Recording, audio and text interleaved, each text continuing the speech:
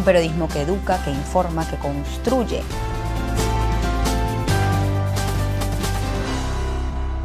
Mario Vargas Llosa está en Venezuela y me acompaña esta noche en el programa.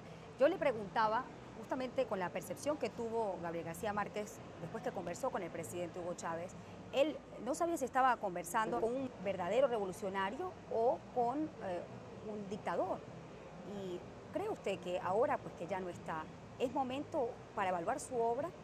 ¿Cómo la evaluaría usted? Bueno, yo creo que la obra de García Márquez, desde luego, porque es una obra cerrada, pero es una obra muy importante, ¿no? Es una obra que dejó una huella muy profunda en nuestra lengua, que tuvo un enorme, digamos, eco en todo el mundo de la lengua española y luego salió a otras lenguas donde tuvo una repercusión muy semejante.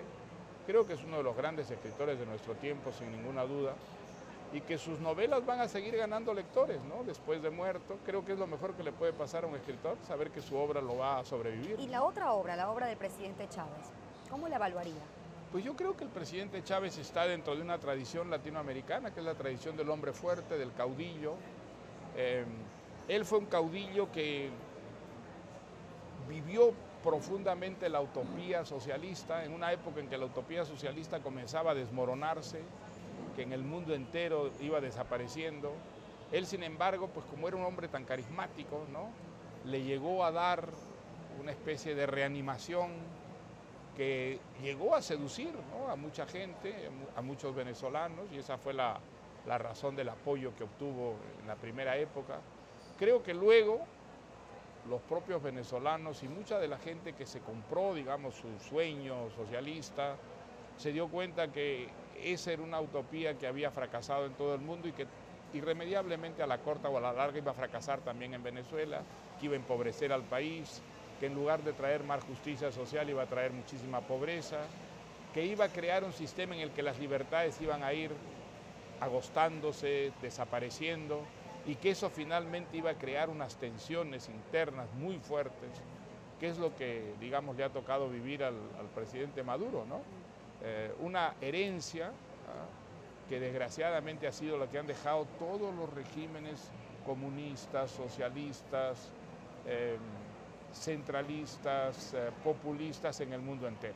Ahora sí, como describe pues, su versión y su visión con relación a Venezuela, ese proceso fue apoyado electoralmente. ¿Qué cree usted que ha pasado con el venezolano? Pues yo creo que ha cambiado completamente. Creo que hoy en día hay una mayoría de venezolanos que lamenta haber apoyado ese sistema, que ese sistema ha traído un gran empobrecimiento al país. Venezuela tiene la inflación más alta de América Latina y que creo del mundo, ¿eh? Tiene una inflación que está yendo hacia una hiperinflación, que es algo que destruye enteramente a los países. Es un país que prácticamente no crece, que está creciendo al mínimo, es decir, muy por debajo de sus necesidades.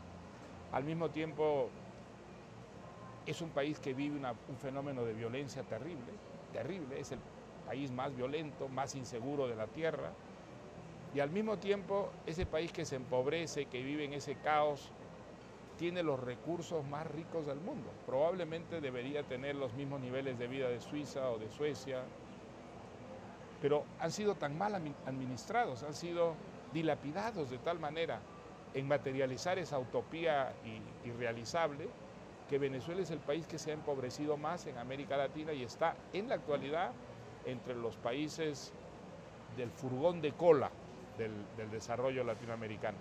Creo que hay muchos venezolanos que han entendido que no es justo que sea así, que Venezuela no merece un destino semejante y que entonces han vuelto los ojos a lo que es la única manera como un país puede modernizarse, crear riqueza, crear empleo, que es a través de la democracia política y a través de la economía de mercado. Yo creo que es lo que está detrás de ese gran movimiento, que ojalá triunfe y que triunfe por métodos pacíficos, desde luego, porque me parece que en estos 15 años los venezolanos han sufrido, han padecido ya demasiado, ¿no?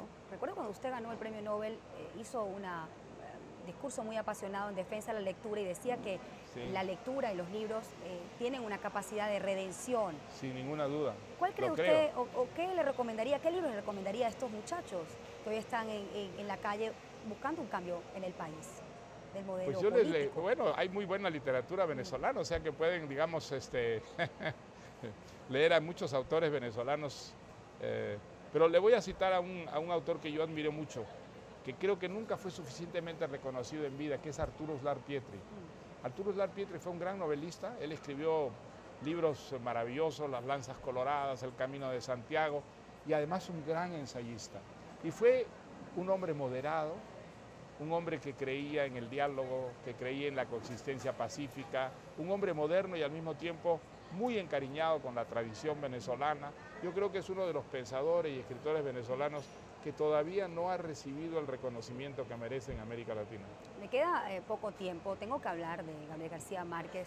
Hay un tema que sé que a usted le rehuye a la prensa y la verdad que yo no voy a hablar de eso. No vamos a hablar de ese tema. No vamos ¿Y a hablar de por ese qué? tema. Porque eso se lo vamos a dejar pero, a los ¿sabe biógrafos, una cosa? si es que los tenemos. Así es, pero ¿sabe qué sí me da curiosidad?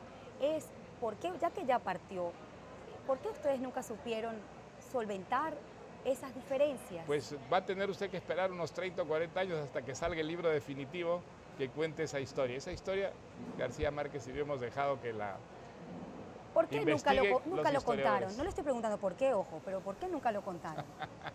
Porque queremos dar un poco de trabajo a nuestros biógrafos. Y ahora que partió, ¿se arrepiente de no haber tenido comunicación con él? No le voy a contestar esa pregunta porque eso forma parte de lo que los historiadores deben investigar. Usted es un hombre y averiguar. libre, yo sí le voy a preguntar, usted es libre de responder y soy además respetuosa de eso. Sí, bueno, me queda poco tiempo, pero sí quiero preguntarle a usted si cree que la realidad venezolana es novelable. Sí, es una realidad muy novelable. Creo que Venezuela ha vivido estos últimos 15 años una experiencia que es única en el mundo y es una experiencia, bueno, que creo que ha hecho sufrir más que gozar a los venezolanos, pero creo que es un material riquísimo, riquísimo para escribir sobre ella, ensayos, novelas, cuentos, obras de teatro. Así que estoy seguro que lo que ocurre, lo que está ocurriendo, lo que va a ocurrir, va a ser una fuente de inspiración riquísima. ¿Hugo Chávez es y esperemos novelable? que salgan algunas obras maestras. ¿Ah? ¿Hugo Chávez es novelable para usted? Hombre, era un personaje que merece un gran escritor, ¿eh? que lo resucite, era una fuerza de la naturaleza, ¿no? Yo creo que por una parte una gran ingenuidad, un cierto desconocimiento de la realidad contemporánea y al mismo tiempo una fuerza de la naturaleza, sin ninguna duda, un hombre capaz de contagiar, digamos, ese entusiasmo desmesurado, desmedido, además pintoresco, con salidas inesperadas. Usted, durante toda la entrevista, y además quien conoce su obra, es un hombre que pues, cree profundamente y defiende la libertad. ¿Cree que ha habido una restricción en su libertad por ser una persona tan reconocida? Mire, bueno, es una pregunta muy interesante. Efectivamente, al ser muy reconocido una persona... ¿Cómo lo manejas la pregunta? Se siente un poco intimidado y pierde algo de espontaneidad. Yo he procurado luchar contra eso, creo que sigo, digamos, hablando con la misma libertad que hablaba antes, pero ahora tengo al respecto una preocupación que antes no tenía y eso creo que resulta de esa sensación de estar vigilado, que es lo que significa ser conocido, ser reconocido. No crea que es una sensación agradable, ¿eh? Creo que muchas personas sueñan con tener eso y cuando lo tienen descubren que es una verdadera pesadilla porque sienten que su libertad se ha restringido y a veces hasta desaparecido, ¿no? Que pierden la espontaneidad, la libertad de hacer cualquier cosa sin ser inmediatamente identificado por ello o malinterpretado por lo que hace. Pero bueno, digamos, hay que aceptar la vida pues con espíritu deportivo, ¿no? ¿Por qué escribe usted? ¿Con qué objetivo? Porque es mi vocación. Flaubert decía una cosa muy bonita sobre la vocación literaria. Decía, escribir es una manera de vivir. Esa es mi manera de vivir. Yo descubrí mi vocación cuando era muy joven, cuando estaba todavía en la universidad, y desde entonces he tratado de organizar mi vida en función de esa vocación. Lo he conseguido, he tenido en ese sentido mucha suerte, y para mí vivir es escribir. No podría separar ambas cosas, y mi gran aspiración es seguir escribiendo hasta el último instante. ¿Eh? Ojalá tenga la lucidez suficiente para poder escribir, tener la pluma en la mano hasta el último momento. Eso para mí sería la mejor manera de cerrar mi vida, ¿no? Y con esa frase tan hermosa, pues cierro esta entrevista. Muchas gracias por habernos acompañado. Pues nada, muchas gracias también. Puedes ver esta entrevista a través de la página de Globovisión, www.globovision.com y también a través de mi página web que lanzo con esta entrevista. ¡Qué privilegio! www.shirleybarnagui.com. Hasta mañana.